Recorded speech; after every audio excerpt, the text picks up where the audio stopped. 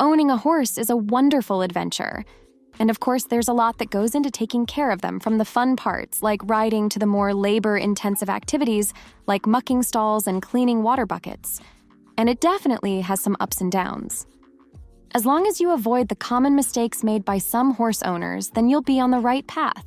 So here in this video, we are going to show you some terrible mistakes that horse owners make so that you can avoid doing it. Buying the wrong horse. Finding the perfect match can be very difficult. It's strongly recommended you work with a trusted instructor to buy your type of horse. They should know your riding capabilities and can evaluate the horse for you. Many people get caught up in color, breed, and age. If you're new to riding, then you definitely don't want a green or spirited horse. A calm, dependable one that can show you the ropes is more appropriate. Riding a horse with little or no understanding of horsemanship. A typical horse owner will ride their new horse not knowing horse riding skills.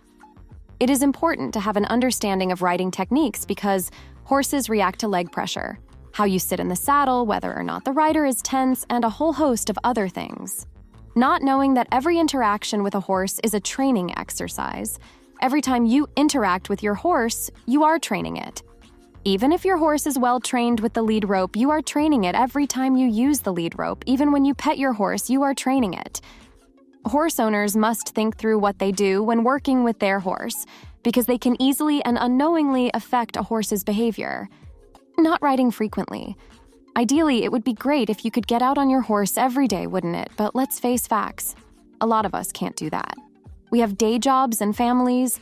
Then there is all the time we need to spend in the barn taking care of chores. So we might have a hard time getting out regularly.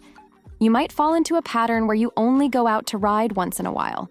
A week or two might pass at a time between rides, sometimes even more. You then wonder why neither you nor your horse is getting any better, but the explanation is pretty simple. You are not riding and training consistently enough for either of you to learn effectively. So, you should make a commitment to ride as often as you can. Try and go out at least a few times a week if possible, assuming you can get on any horse and simply ride. Not all horses are the same. Some you can get on and easily ride. Some are so green that you could be easily injured if you have little or no riding experience. The ones easy to ride are typically older horses. They have been ridden the most and will be the most forgiving of a beginning rider's mistakes. The younger horses will be the hardest to ride unless they have been thoroughly broken. Blaming the horse for things you should be taking responsibility for.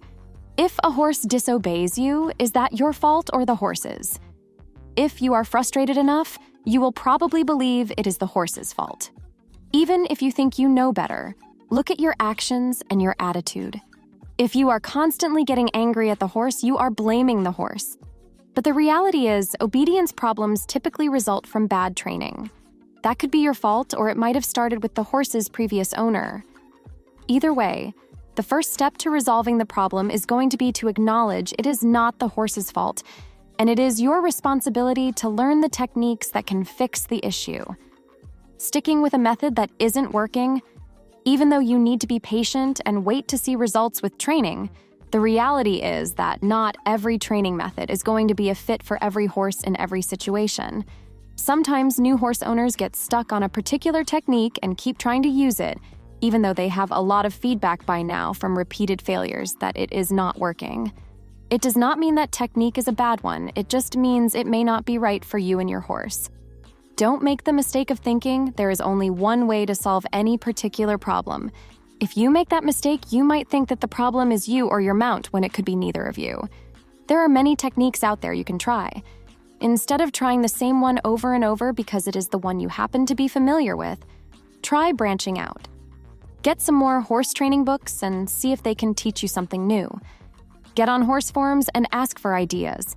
Talk to your own instructor to see if they have any alternative technique you could try. Avoiding these common mistakes can help you transition into a successful relationship with your new horse. And that wraps up today's content. If you enjoyed this video, make sure to give it a thumbs up and also make sure to subscribe and turn on all notifications so that you won't miss out on our future contents. Bye!